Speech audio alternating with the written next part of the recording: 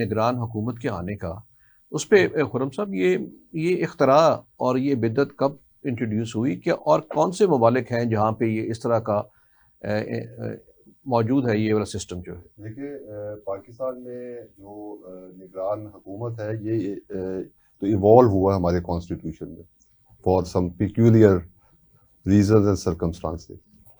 ہمارے جو پہلے جو دساتیر تھے جو کانسٹیٹیوشن سے پہلا 1935 کا act government of India act اس کو ہم نے تو اڈیپٹ کیا. اس کے بعد 56 کا کانسٹیٹیوشن آیا تو اس میں کوئی کیئر ٹیکر گورنمنٹ کی پروویژن نہیں تھی، حتیٰ کہ وہ 73 کے کانسٹیٹیوشن میں بھی نہیں تھی اوریجنل جو تھا.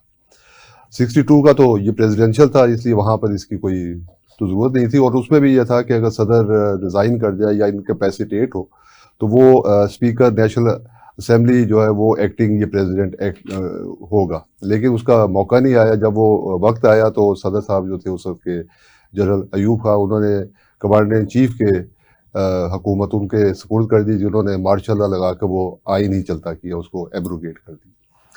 اچھا یہ جب آیا تو کیئر ٹیکر کا کب آیا؟ یہ آیا جب 88 میں ضیاء الحق صاحب نے اسمبلی کو برخاست کیا.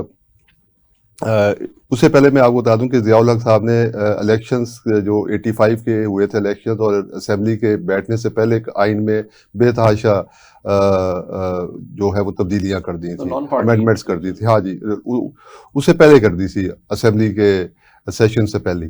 تو اس میں یہ تھی کہ انہوں نے یہ ڈب رکھا تھا کہ صدر کو اختیار ہوگا کہ وہ پرائم منسٹر کو ڈسمس یہ کر سکتا ہے یا کیبنٹ کو. نہیں 58(2) بھی نہیں، اس سے الگ تھی کہ وہ صدر کو. جب وہ اسمبلی آئی تو انہوں نے پھر جب 8th امینڈمنٹ اس کو کور دیا، لیگل دیا سارے مارشل لا کے پیریڈ کو اور ان کے جو ایکشنز تھے، تو اس میں انہوں نے پھر اس کو کنڈیشنل یہ کر دیا کہ صدر کیبنٹ کو ڈسمس نہیں کر سکے گا، وہ اس کو اسمبلی کو ڈیزالو کرنا پڑے گا، اور وہ پھر 58(2) کے تحت ہے.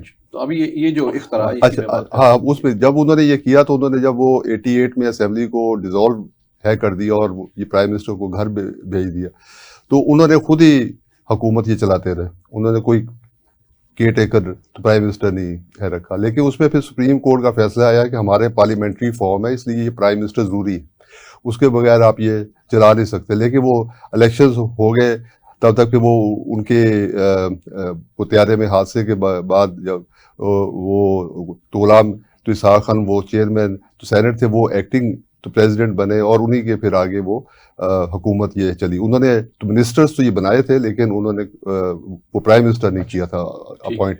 لیکن وہ پھر میں آپ کو اس پہ بتا، وہ پھر جب 1990 میں جب حکومت کو ڈسمس ہے کیا گیا تو تب پہلی بار کیئر ٹیکر تو پرائم منسٹر آئے، اور وہ تھے غلام مصطفیٰ حجتوئی. اور یہ اس لیے ہوتا تھا کیونکہ 58(2) کے تحت وہ جو سٹنگ جو پرائم منسٹر آئین میں امینڈمنٹ کی گئی اس پروویژن کے لیے. ہاں جی ہاں یعنی 1990 میں پہلی دفعہ ہاں جی یہ امینڈمنٹ کی. اور یہ اور ممالک میں بھی ایسا ہے؟